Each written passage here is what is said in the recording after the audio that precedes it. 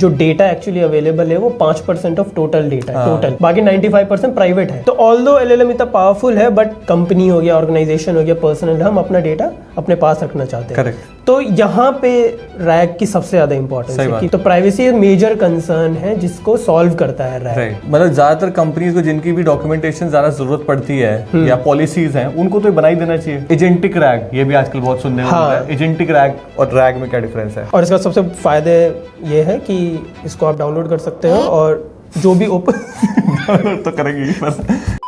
अब यहाँ पर मैं अपना डॉक्यूमेंट अपलोड करूंगा, तो इसने फुल कंटेंट को इंजेक्ट कर लिया एक कंटेक्स्ट की तरह। एक कॉन्टेक्स्ट की तरह, कौन है अमित, कहाँ काम कर रहा तो है। ये तुम्हारे रेज्यूमे से इसने पूरा उठा लिया? हाँ, मेरे रेज्यूमे से, कहाँ से इसने पढ़ाई की है, ठीक है।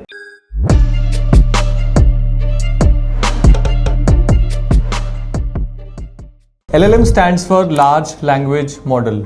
अगर आपको LLM के बारे में नहीं पता तो हमने पिछली एक वीडियो में LLM के बारे में डिटेल्ड एक डिस्कशन किया था, उसका लिंक आपको इधर कहीं दिख जाएगा या डिस्क्रिप्शन में मिल जाएगा, वो जाके आप देखो, फिर ये वीडियो देखना, it will make more sense. LLM की एक छोटी सी कमी आपको बताता हूँ। अगर मान लो कुछ रीसेंट टाइम में हुआ है, जैसे तेंदुलकर एंडरसन ट्रॉफी, उसके बारे में अगर मैं LLM से पूछूं कि यार उसमें किसने कैसा परफॉर्म किया, बॉलर्स ने क्या किया, बैट्समैन ने कैसा किया, ओवरऑल कौन ट्रॉफी जीता, ये सब बातें अगर मैं पूछूंगा तो चांसेस आर कि एक LLM वो ना बता पाए, क्योंकि LLM जो है वो एक डेटा सेट पे ट्रेन हो चुका है और उसका जरूरी नहीं है कि डेटा सेट बिल्कुल फ्रेश हो गया, वो रिसेंटली अपने आप को रिन्यू करता जा रहा है अपनी इन्फॉर्मेशन को, वो एक डेटा सेट पे बेस मॉडल ट्रेंड है। तो इस केस में जनरली क्या होता है कि अब आप LLM से कुछ पूछोगे वो आपको बता नहीं पाएगा या कुछ गलत सलत बता देगा, जैसे भी उसको अपनी बेसिक अंडरस्टैंडिंग के हिसाब से। इस प्रॉब्लम को सॉल्व करने के लिए होते हैं रैग, राइट अमित? जी। तो रैग के बारे में थोड़ा सा बताओ। हाँ, और जो भी हम सारी बातें कर रहे हैं इसमें हम आइसोलेटेड LLM की बात कर रहे हैं। Isolated LLM? आइसोलेटेड LLM मतलब कि मैं डायरेक्ट मॉडल से बात कर रहा हूँ या डायरेक्ट मॉडल के साथ इंटरेक्ट कर रहा हूँ। अच्छा, मतलब किसी एप्लीकेशन के किसी एप्लीकेशन की बात नहीं कर रहा है, क्योंकि अभी एप्लीकेशन में अगर आप पूछोगे, फॉर एग्जांपल जो आपने अभी एग्जांपल क्रिकेट वाला, तो अगर आप ChatGPT पे जाके पूछोगे तो वो आंसर दे देगा आपको। अच्छा, वो कैसे दे रहा है हम उस पर बात करेंगे थोड़ी देर में। बट हाँ, आपकी बात तो सही है कि अगर मैं आइसोलेटेड एक LLM लेता हूँ तो वो नहीं बता पाएगा। या फिर मैं उससे पूछूं कि क्या आप अभिषेक के बारे में बता सकते हो, क्या आप अमित के प्रोफाइल के बारे में बता सकते हो, तो ऑफ कोर्स उसको बिल्कुल नहीं, ChatGPT को भी नहीं पता है। करेक्ट, ठीक है, अनलेस ये प्रोफाइल पहले से कहीं लिस्टेड है, पब्लिकली कहीं लिस्टेड है जहां से वो ढूंढ सकता है। राइट, ठीक है। तो रैग का मेन आइडिया यही है कि अगर मैं उससे कुछ सवाल पहले मतलब वो RAG, हाँ, तो रैग का फुल फॉर्म है रिट्रीवल आर्गुमेंटेड जनरेशन। ठीक है, तो इसमें 3 चीजें हैं। एक है तो रिट्रीव करना इन्फॉर्मेशन को, सही इन्फॉर्मेशन, फिर उसको LLM लेगा, प्रोसेस करेगा और उसके बाद जनरेट करेगा अपने हिसाब से। तो इसमें मेन आइडिया जो लास्ट वीडियो में भी हमने थोड़ा सा टच किया था कि LLM ब्रेन है, ठीक है, उसके बाद बहुत नॉलेज भी है और पावरफुल भी है, बट वो बहुत सारी चीजें कर नहीं सकता। ठीक है, तो हम उसको एक्स्ट्रा नॉलेज सोर्स प्रोवाइड करते हैं। नहीं, ओपन एग्जाम्स होते थे, जैसे हमारे यूनिवर्सिटीज में ओपन एग्जाम्स होते थे। अच्छा, मेरे यूनिवर्सिटी IIT में होता था, ओपन एग्जाम होता था, बुक्स दे देते थे। तो आपका एग्जाम है एंड यू हैव, आपको परमिशन है कि आप अपने नोट्स लेके जाओ, बुक्स लेके जाओ, जो मन है आप लेके जाओ। बढ़िया, हमारे में नहीं होता था। लेकिन वो क्वेश्चंस ऐसे होते थे कि बुक्स से सॉल्व कर नहीं सकते आप। अच्छा, तभी लिबर्टी दी हुई है। नहीं तो जो बुक्स मेरे को मान लो 7-8 बुक्स दी हैं, उनमें से बाहर से भी हो सकता है, फिर फायदा क्या होगा, किताब होगा? नहीं होगा, तो ऐसा नहीं, ढूंढना तुम्हें पड़ेगा। एग्जाम के कॉन्टेक्स्ट में ये था कि ढूंढ के भी कुछ खास फायदा नहीं होता, क्योंकि वो इतने लॉजिकल होते थे क्वेश्चंस कि इन दी एंड आपको अपना दिमाग लगा के ही उसको सॉल्व करना है। मतलब ऐसा नहीं था कि वहां से कुछ उठा लिया और उससे आपको सॉल्व हो जाएगा प्रॉब्लम। इन दी एंड आपको उस लेवल का दिमाग, हाँ, अगर कुछ चीजें हैं जो आप प्रेफर करना चाहते हो कॉन्सेप्चुअली, तो वो समझ में आ जाएगा। उसके लिए हम बुक्स या अपने नोट्स, होता है ना एक माइंड में मैप बना के रखता है इंसान नोट्स के हिसाब से, तो उसका हेल्प लेता था। बट वो वैसे क्वेश्चन ही पूछे जाते थे कि पिलासी की लड़ाई कब हुई थी। ठीक है, तो ये पॉइंट था। ठीक है, तो वही LLM है। ठीक है, मतलब आई मीन रैग है कि आपके पास इंफॉर्मेशन सोर्सेज हैं अवेलेबल, जैसी क्वेश्चन पूछ रहा है यूजर, आप उन इंफॉर्मेशन सोर्सेज पे जाके रेलेवेंट आंसर वहां से निकाले और फिर उसको अपने हिसाब से LLM, क्योंकि वो इतना पावरफुल है कि उसको अपने हिसाब से अच्छे से जैसे चाहता है यूजर वैसे उसको रेस्पॉन्ड करे। LLM जो कि एक लार्ज लैंग्वेज मॉडल है, उसको एक जनरल नॉलेज तो है ही, जनरल नॉलेज, आइसोलेटेड LLM उसको एक जनरल नॉलेज है, साथ में मैंने उसको डेटा दे दिया कि यहाँ से तू स्पेसिफिक इन्फॉर्मेशन भी निकाल लो। हाँ। फिर यूजर की query I, based on that query कुछ स्पेसिफिक इन्फॉर्मेशन निकाली और फिर अपना एलएलएम ने अपना जादू चलाया, लार्ज लैंग्वेज मॉडल वाला, और फिर जवाब दे दिया। ये होता है मोटा। हाँ जी, और वो साइटेशन प्रोवाइड कर रहा है कि मैंने कहाँ से निकाला ये। अच्छा, सोर्स, ठीक है, सोर्स बता रहा है कि वो ये भी बहुत सारे वो थोड़ा यूआई का पार्ट है, but in the and point ये है कि वो बता सकता है कि मैंने बढ़ जाएगा। हाँ, ये स्पेसिफिक पैराग्राफ, ये स्पेसिफिक पेजेस, ये सारी चीजें आप कर सकते हो, वो बता देगा आपको कि यहाँ से। नहीं, ये सही बात है। मतलब now that we are discussing this, मेरे को एक एग्जांपल याद आया। जब मैंने थोड़े दिन पहले ना मोहन पे एक प्रोजेक्ट बना रहा था। अच्छा। तब मैं प्रिज्मा एक ORM है वो यूज करना स्टार्ट करा था, और नया स्टार्ट किया था, तो मेरे को प्रिज्मा में बड़ी दिक्कत आती थी शुरू में कि क्वेरी कैसे लिखनी है। उसका बड़ा एक अलग सा सिंटैक्स है। कुछ दिन मैं बहुत फंसा, गूगल सर्च वगैरह कर रहा था, फिर मेरे को प्रिज्मा का चैट बॉट मिला। उन्होंने उसको अपनी डॉक्यूमेंटेशन पे पूरा ट्रेन कर रखा था। हाँ। और उससे कुछ भी मैं सवाल पूछूंगा ना, अगर मैंने वो अच्छे से एक्सप्लेन कर दिया, वो मेरे को बिल्कुल ऑन स्पॉट कोड लिख के देता था, और वो कोड बिल्कुल मस्त चलता था। मतलब that is a rag, that is rag. हाँ, एग्जैक्टली, ठीक है। तो यही पॉइंट है कि मतलब आप जो भी डॉक्यूमेंट है उसको, या डॉक्यूमेंट या डेटाबेस या जो भी आप है उसको आप प्रोवाइड कर दीजिए रैग एलएलएम को। जो भी इंसान क्वेरी पूछ रहा है उसके बेसिस पे वो इन्फॉर्मेशन वहां से रिट्रीव करेगा, आर्गुमेंट करेगा अपने अंदर, और फिर रिस्पॉन्ड करेगा, उसके बेस पे जनरेट करेगा। मतलब ज्यादातर कंपनीज को जिनकी भी डॉक्यूमेंटेशन ज्यादा जरूरत पड़ती है या पॉलिसीज हैं, उनको तो बना ही देना चाहिए। क्या तो बना भी दिया, हर कंपनी वालों अब तो रखते ही है। हाँ। इसके अलावा मतलब ये तो एक यूज केस हो गया, मैं समझ गया कि अगर मुझे अपने कस्टम डेटा पर जरूरत, मतलब if you have two point out let's say एक दो चीजें जो एलएलएम में गड़बड़ थी जो रैग सॉल्व कर देता है, क्या होंगी वो चीजें?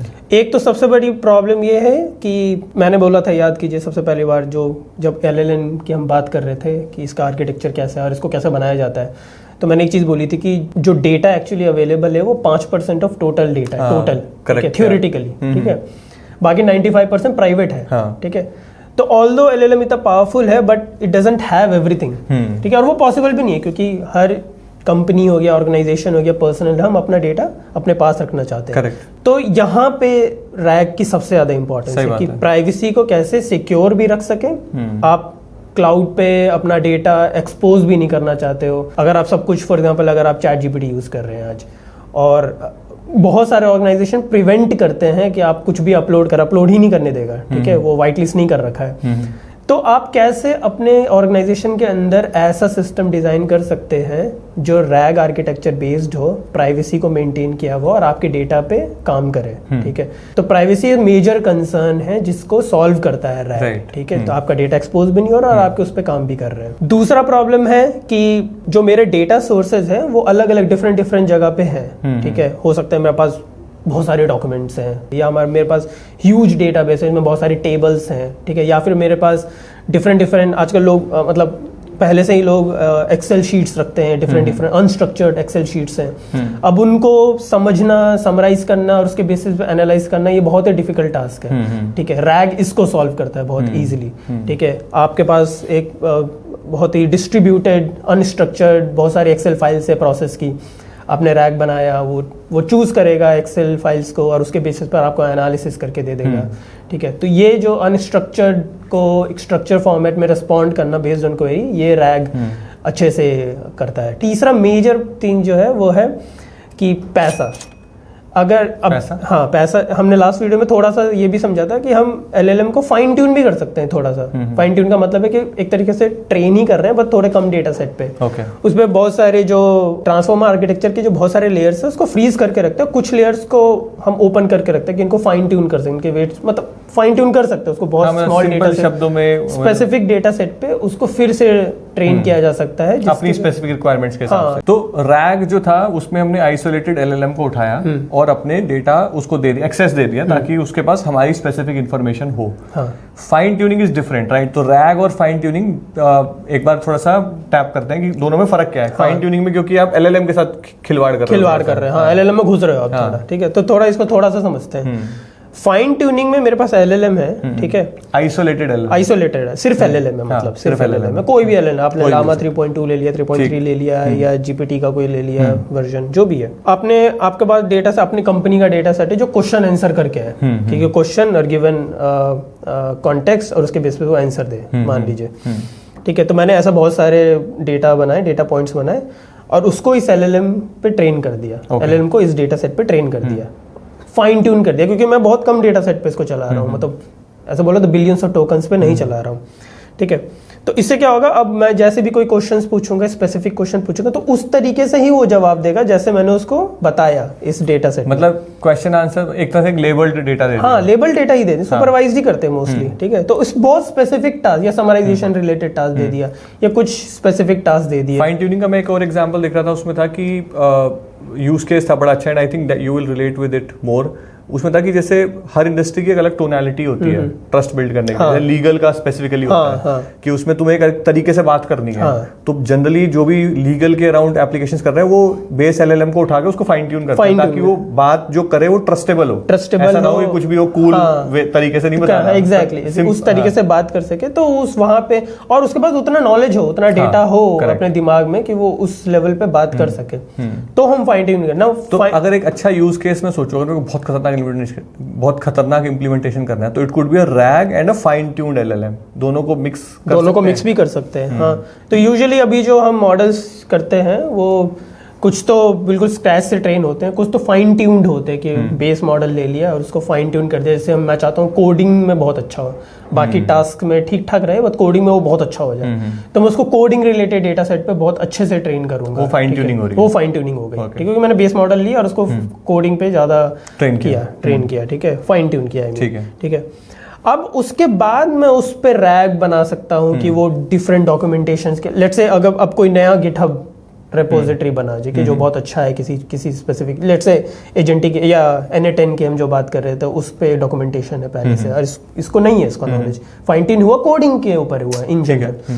तो अब ये उधर जाएगा, वहां से डॉक्यूमेंटेशन से डेटा उठाएगा जो भी मैं क्वेरी ले रहा हूँ, और उसको वो एक कोड लिख के दे सकता है, क्योंकि उसको पता है कोड लिखना कैसे, उसको पता है यहाँ डॉक्यूमेंटेशन क्या लिखा हुआ है, जनरल कैसे इंस्ट्रक्शंस लिखे हैं वो उस डॉक्यूमेंटेशन में प्रेजेंट है, उसके बेसिस पे वो पूरा एप्लीकेशन मुझे बना के दे सकता है या वर्कफ्लो बना के दे सकता है, ठीक है। तो this is fine tuning. But problem क्या है कि फाइन ट्यूनिंग में मेरा रिसोर्स बहुत लग रहा है, क्योंकि फाइन ट्यूनिंग में मेरे को सबसे पहले तो उसको जीपीयू पे डालना पड़ेगा पूरा मॉडल, और उसको ट्रेन करना पड़ेगा, जिसमें अच्छा खासा प्रोसेस है, अच्छा खासा पैसा लगता है, ठीक है। रैग में मेरा उतना पैसा नहीं लग रहा है। रैग में बस ये जो मॉडल है इसको इन्फ्रेंस के लिए कहीं मेरे को डिप्लॉय करना है, ठीक है, अगर मैं अपना प्राइवेट मॉडल रखना चाहता हूँ, इन्फ्रेंस के लिए इसको डिप्लॉय करना है, और जहां भी मेरा डेटा सोर्सेज जहां पे भी वहां डिप्लॉयड है उसको पॉइंट करना है, बस।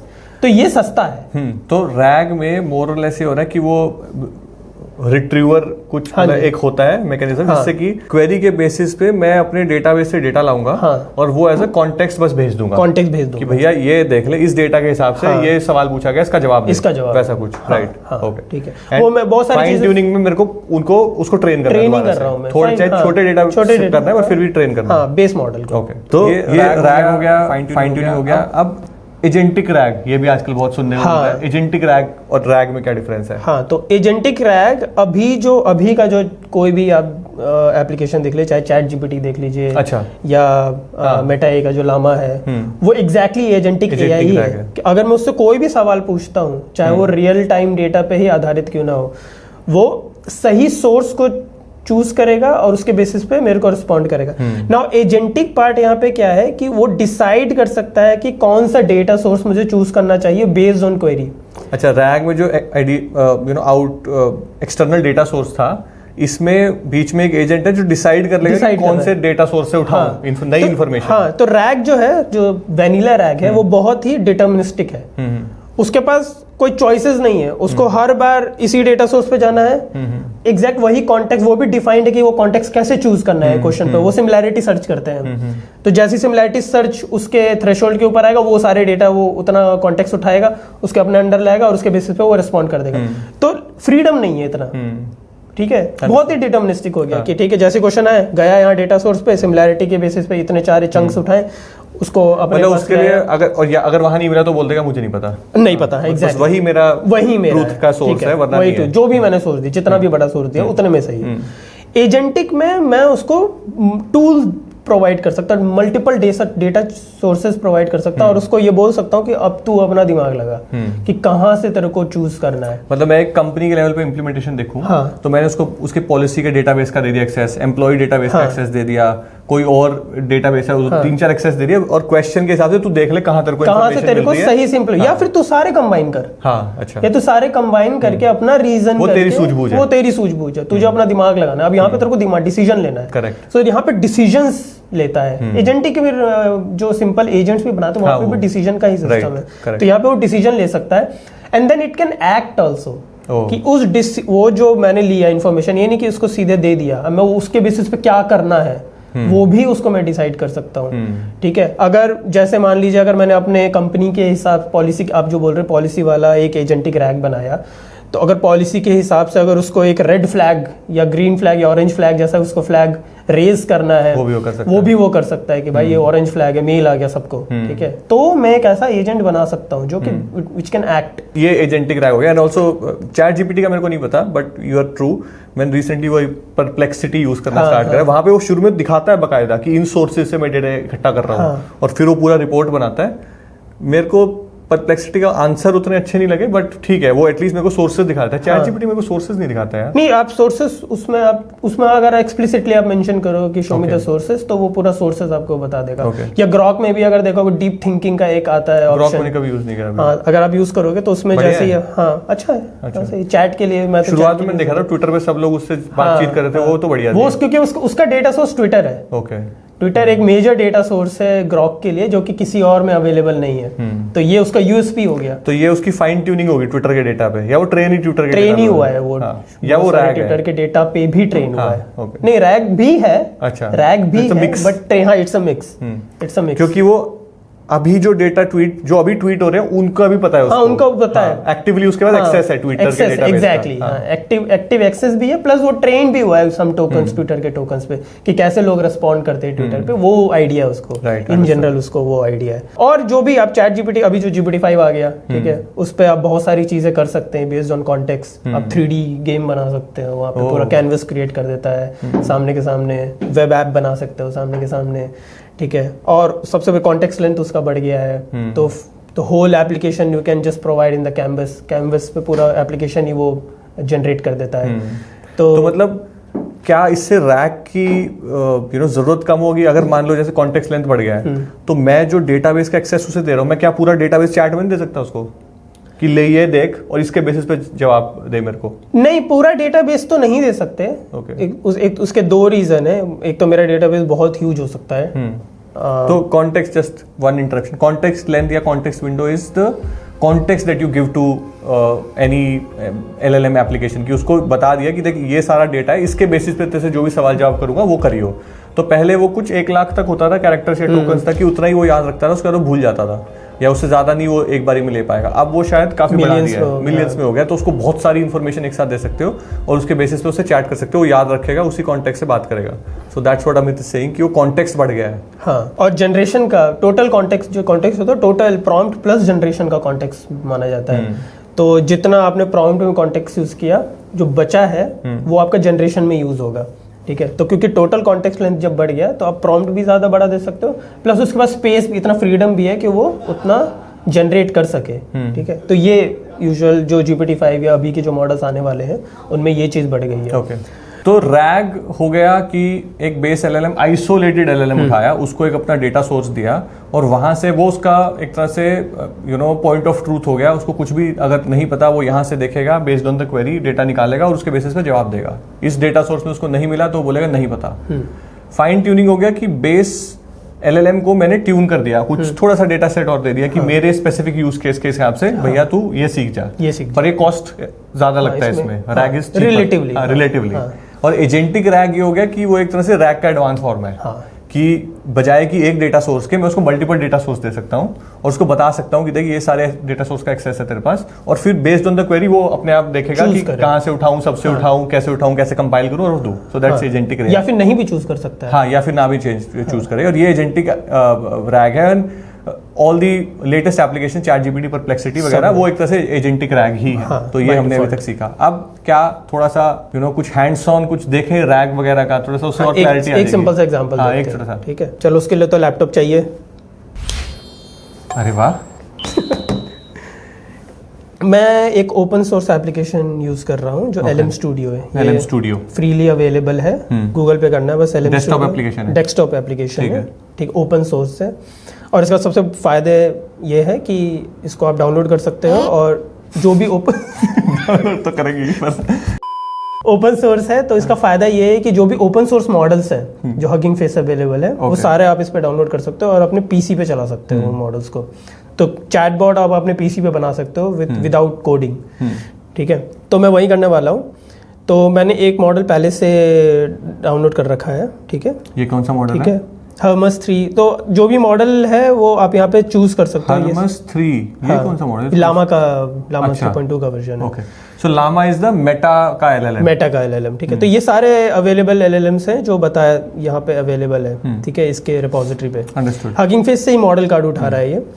तो फॉर एग्जांपल जैसे अगर ये इस पे आप देखेंगे तो ये दिखा रहा है कि this is likely too large for this machine, ठीक है। तो मैं इसको 12 GB का है, जिसको यूज करने का कोई फायदा नहीं है, चलेगा नहीं। जो LLMs हैं मतलब साइज के हिसाब, हमें अपनी मशीन के हिसाब से कोई छोटा LLM उठाना पड़ेगा। हाँ, छोटा LLM उठाना पड़ेगा और ये बता भी देगा कि आपकी मशीन में फिट होगा नहीं होगा। मैं मैक पर हूँ, M1 चिप है मेरा, ठीक है। तो ये वाली डिटेल्स पे भी हमें एक वीडियो बनानी चाहिए। Maybe in the future we should cover these things कि LLM के जैसे ये इतने बिलियन पैरामीटर्स हैं, इतने बिलियन हैं ये है, और कौन सा मशीन पे है, ये सब भी हमें किसी वीडियो में कवर करना चाहिए। हाँ, ठीक है। बट अगर फिर भी अगर आपको LLM के लिए कोई कंफ्यूजन हो, जैसे मैंने स्टार्टिंग में बताया, एक अलग से वीडियो हमने बना रखी है, गो चेक इट आउट और चैनल को सब्सक्राइब कर देना। तो मैं एक न्यू चैट बना रहा हूँ, ठीक है। यहाँ पे मैंने अपना मॉडल लोड कर दिया, ठीक है। अब मैं यहाँ पे अगर ये जो आप देख रहे हैं लैब वाला शो सेटिंग, हाँ, इस पे मैं अपने सेटिंग्स थोड़े चेंज कर सकता हूँ। मैंने सिस्टम प्रॉम्प्ट डाला हुआ है कि आप AI असिस्टेंट हो, जो भी डॉक्यूमेंट आपको देगा उसके बेसिस पर ही आपको रिस्पॉन्ड करना है। ओके। अगर आपको नहीं मिलता है तो आप बोल देना नहीं पता, ठीक है। मतलब अच्छा, रैग में सिंपल रैग मैंने बोला है कि ये सिस्टम प्रॉम्प्ट उसको पहले चला जाएगा कि इसकी बेसिस पर हम इस केस में हमारा डेटाबेस जो है वो एक डॉक्यूमेंट है, एक डॉक्यूमेंट अपलोड करेंगे, उसमें अगर उसको वो जानकारी मिली तो बताएगा, नहीं मिलेगी तो बताएगा आई डोंट नो, नहीं बताएगा, ठीक है। इसको बताने से पहले मैं एक सिंपल सा एक बनाता हूँ, ठीक है, जिसपे मैं सिस्टम प्रॉम्प्ट नहीं रखता हूँ कुछ, ठीक है। मैं डिलीट कर देता हूँ सिस्टम प्रॉम्प्ट को, ठीक है, सिंपल रखा हूँ, ठीक है। अब मैंने मॉडल लोड कर दिया। मैं इसे पूछता हूँ कि tell me about yourself. Amit, हाँ, ठीक है, और पूरा दे देता हूँ। चलो ठीक है, ठीक है। वो है कौन? अरे नहीं तो बता दिया उसने, तो तुम हो, ठीक है। ये मैं नहीं हूँ। अच्छा ठीक है। तो ये सॉफ्टवेयर इंजीनियर। हाँ, तो ये क्या किया, इसके पास जो नॉलेज है इसने वो बता दिया, उसके बेसिस पर किसी अमित वर्मा के बोला कि एक इन्वेस्टर है, होगा कोई बहुत खतरनाक, लग तो रहा है DC से पड़ा हुआ है तो अच्छा ही होगा, ठीक है। तो इसने पूरा बता दिया, ठीक है। अब हम इसको चेंज करेंगे, ठीक है। अब दूसरा एक सिंपल बनाते हैं। इसके अंदर मैंने ये सिस्टम प्रॉम्प्ट बना के रखा हुआ है, ठीक है। अब यहाँ पर मैं अपना डॉक्यूमेंट अपलोड करूँगा, ठीक है।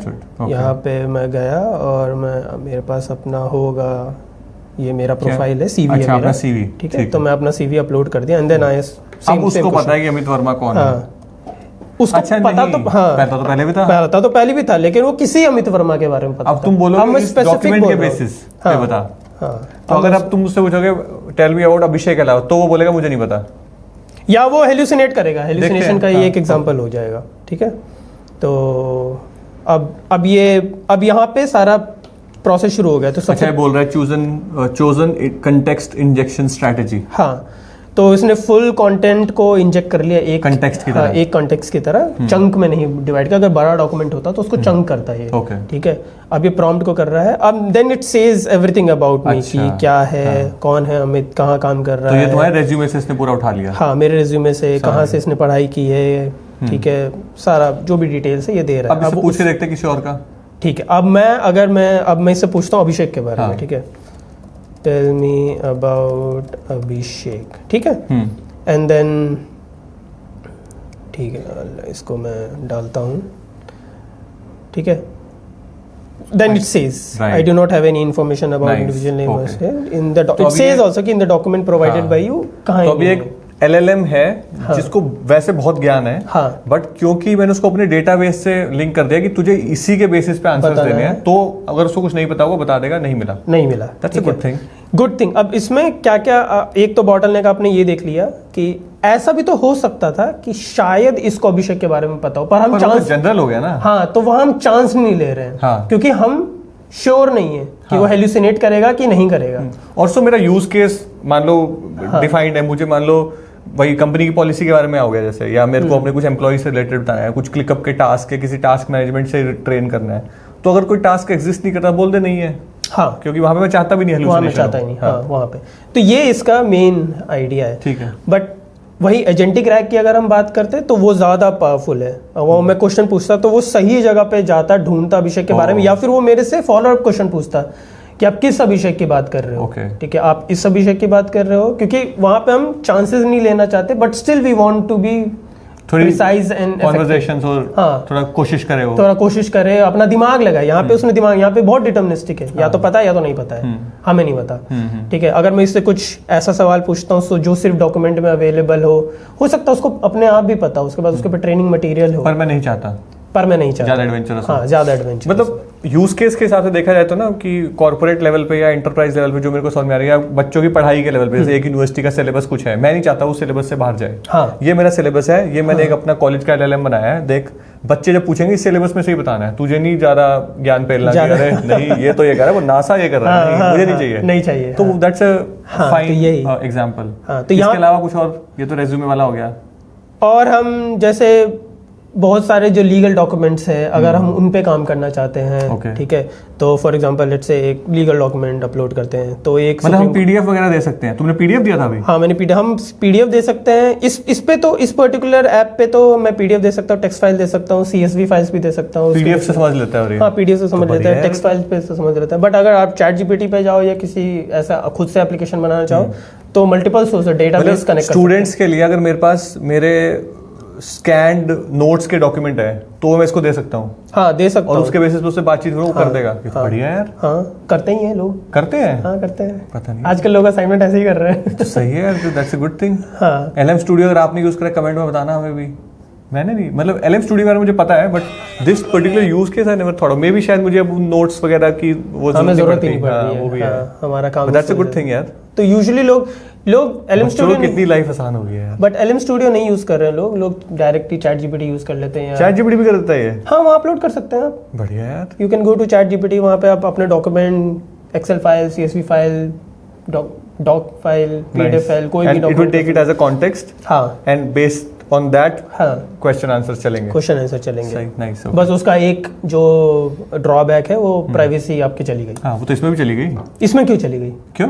क्योंकि ये प्योर आपके ऑन प्रिम चल रहा है। अच्छा, ये तो डाउनलोडेड है। डाउनलोडेड है, तो अगर मैं इंटरनेट बंद करूँ तो भी चलेगा? तो भी चलेगा। तो बढ़िया। इंटरनेट कहाँ चल रहा है मेरा? अच्छा, ये नकली वाईफाई है। ओके, तो फिर ये तो सही है। हाँ, यही फायदा है मेन, कि लोकली आप टेस्ट करना चाहते हो तो I would prefer LM studio, या जो भी इस तरह के मॉडल से ओलामा करके होता है। अगर आप डेव बनाना चाहते हो, ये GPT फॉर ऑल करके एक और एप्लीकेशन है, वो भी आप यूज कर सकते हो। क्या मैं इसको किसी डेटाबेस से कनेक्ट कर सकता हूँ, जैसे MySQL या उस टाइप से? वो नहीं, इसको नहीं कर सकते, बट इन जनरल रैग आप बना सकते हो जहाँ डेटाबेस से कनेक्ट किया जाता है। हाँ, वो इन जनरल, मेरे को लगा इसमें क्या पता आप वो भी ट्राई कर सको। नहीं, इसमें नहीं है। इसमें अगर मैं अपलोड पे ऑप्शन पे जाऊँ तो इट सेज की PDF, docx, फाइल टाइप से कर सकते TXT और CSV ही। मैं डेटाबेस से निकाल के CSV कर सकता हूँ। तो इस वीडियो में हमने समझ लिया रैग क्या होता है। LLM और AI एजेंट्स हम पहले ही अलग वीडियोस में कवर कर चुके हैं, बार बार मैं बोल रहा हूँ, बट अगर आपने नहीं देखे तो प्लीज़ वो वीडियोस जाके देखो, फिर ये देखना, तो एक फ्लो बनेगा।